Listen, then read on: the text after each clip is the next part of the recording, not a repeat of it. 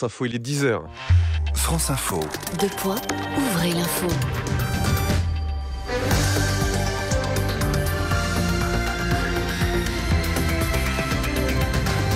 L'info avec Mathilde Munoz, bonjour. Bonjour. Bernard Cazeneuve propulsé Premier ministre. C'est lui qui a été choisi pour succéder à Manuel Valls. On ne sait pas encore s'il conserve le ministère de l'Intérieur. De nouveaux foyers de grippe aviaire viennent d'être découverts en France. Le risque passe au niveau élevé sur tout le territoire. Ni bon ni mauvais, les adolescents français sont plutôt moyens à l'école par rapport aux autres pays européens. Mais il y a de gros écarts entre les élèves. Et puis le PSG face à Ludogorets ce soir en Ligue des champions de football. France Info. Et d'abord donc ce changement de locataire à Matignon. Et c'est Bernard Cazeneuve qui va s'y installer. Il vient d'être nommé Premier ministre par le chef de l'État, François Hollande. Les lycées l'ont annoncé il y a 1 heure dans un bref communiqué. Il va donc former un nouveau gouvernement. Ça va aller très vite. On saura rapidement s'il y a des changements ou si ce n'est qu'un mini remaniement. Bernard Cazeneuve remplace Manuel Valls, parti faire campagne pour la présidentielle. Bernard Cazeneuve qui change donc de costume, Pierre Coquelin. Du premier flic de France au Premier ministre, surnommé le couteau suisse du quinquennat Hollande, Bernard Cazeneuve est l'homme des missions délicates. L'ancien député maire de Cherbourg a franchi les échelons un à un sans faire de vague, une irrésistible ascension. Porte-parole du candidat François Hollande en 2012, il devient ministre délégué aux affaires européennes. Puis vient le mois de mars 2013, le pompier Cazeneuve déménage à Bercy pour remplacer le ministre du budget Jérôme Cahuzac. 1 an plus tard, nouveau déménagement, cette fois place Beauvau. Dans la tempête des attentats, il reste droit, incarne la lutte antiterroriste. Matignon, c'est une sorte de Graal pour ce fidèle des fidèles du hollandisme, âgé de 53 ans, lui qui a laissé entendre qu'il pourrait arrêter la politique après le quinquennat. Reste à savoir s'il cumulera son poste de Premier ministre avec la place Beauvau. Ce serait une première sous la Ve République. Et une chose est sûre, Bernard Cazeneuve ne va pas rester longtemps à Matignon. 5 mois seulement, il va battre le record d'Édith Cresson qui est restée, elle, 10 mois. La France prend de nouvelles mesures de précaution face à la grippe aviaire. Le risque vient de passer au niveau élevé sur l'ensemble du territoire. Le ministre de l'Agriculture a pris cette décision car l'épidémie gagne du terrain. De nouveaux cas viennent d'être détectés, Lola Fourmi. Oui, plusieurs nouveaux cas ont été détectés de ce qu'on appelle le virus H5N8. Ils ont été découverts par exemple il y a quelques jours dans le sud-ouest, plus précisément à Almérac dans le Tarn, puis dans le Lot-et-Garonne, les Hautes-Pyrénées et le Gers. Finalement, dans le Tarn, plus de 7000 canards d'élevage ont été abattus. Et la semaine précédente, c'est dans le Pas-de-Calais que d'autres cas avaient été détectés, cette fois-ci sur des canards sauvages. Et enfin, certains volatiles infectés ont été repérés en Haute-Savoie. Face à cette multiplication de nouveaux cas en France, mais aussi en Europe, le ministère de l'Agriculture rehausse donc le niveau d'alerte, vous l'avez dit, à un niveau élevé. Concrètement, ça implique des mesures plus strictes sur tout le territoire français, comme l'obligation de confinement ou de pose de filet pour empêcher tout contact entre les oiseaux d'élevage et ceux sauvages. L'interdiction aussi de tout rassemblement de volailles vivantes et en particulier des marchés de volailles vivantes. Vous le voyez, à 3 semaines des fêtes de fin d'année, ces mesures sont donc un nouveau coup dur pour les producteurs de volailles. Mais on le rappelle, à l'heure actuelle, le virus H5N8 ne représente aucun danger pour l'homme. Déjà les premières contraventions ce matin à Paris, en proche banlieue, pour les automobilistes qui ne respectent pas la circulation alternée. C'est 22 € à payer tout de suite ou 35 plus tard. La préfecture a mis en place ce dispositif à cause de la pollution. On rappelle la règle, nous sommes le 6 décembre, 6 un nombre pair. Donc aujourd'hui, seules les plaques d'immatriculation paires peuvent circuler. Alors il y a quelques dérogations, notamment en cas de covoiturage. 3 personnes dans une voiture impaire, pas de problème, ça roule. Les transports en commun sont gratuits aujourd'hui dans toute l'île de France. Le Rhône aussi connaît un pic de pollution. Les vitesses maximales sont réduites de 20 km/h dans le département. Les adolescents français sont-ils bons à l'école ? Le bulletin de notes sera connu en fin de matinée. L'OCDE publie son enquête PISA. C'est un classement qui fait référence. Il mesure tous les 3 ans les connaissances et compétences des jeunes de 15 ans dans 72 pays, ce qui permet d'évaluer l'efficacité des politiques éducatives.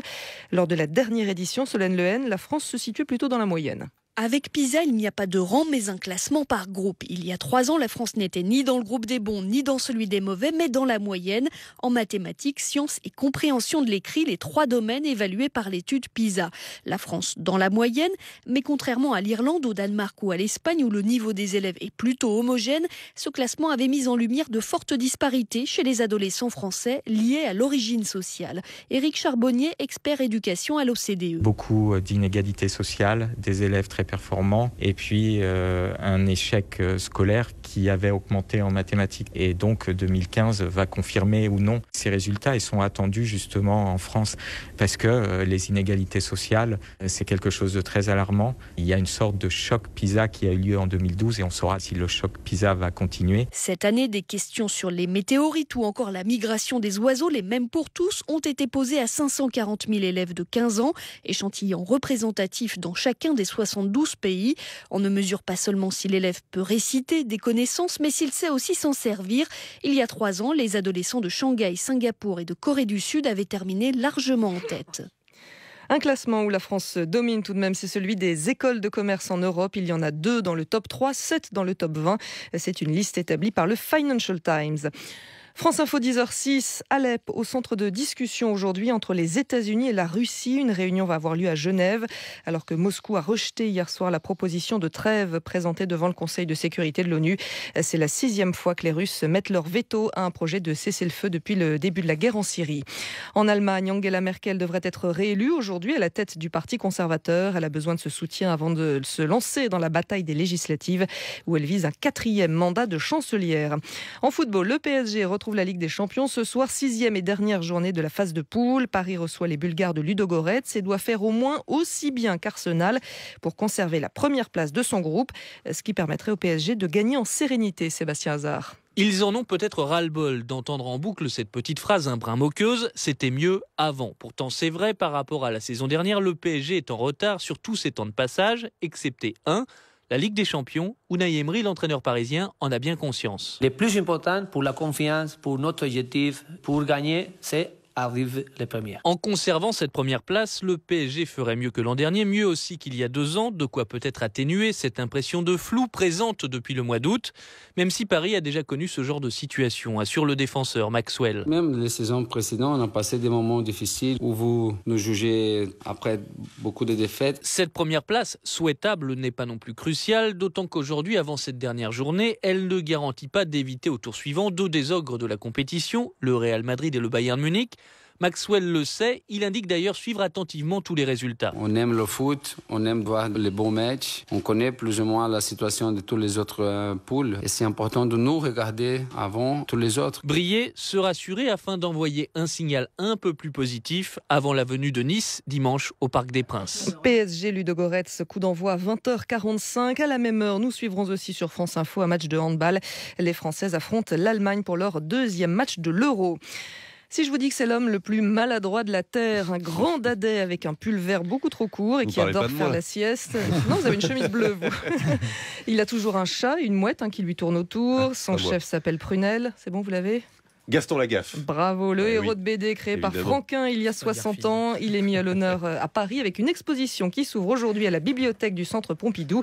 Elle va durer 4 mois et vous y trouverez à peu près tout, des planches originales, des dessins inédits et quelques inventions amusantes évidemment. Merci beaucoup Mathilde Munoz. Il est 10h08, un tout petit mot de météo pour aujourd'hui. Toujours de la pluie sur la Corse, en particulier sur l'est de l'île. Partout ailleurs, ce sera calme avec des éclaircies sur la majeure partie de la France, sauf sur la Bretagne, les Pays de la Loire et la Manche. Les températures toujours un petit peu au-dessus des normales de saison cet après-midi, de 2 degrés à Strasbourg, 14 à Brest et La Rochelle, jusqu'à 19 à Ajaccio. On verra cela en détail dans une vingtaine de minutes.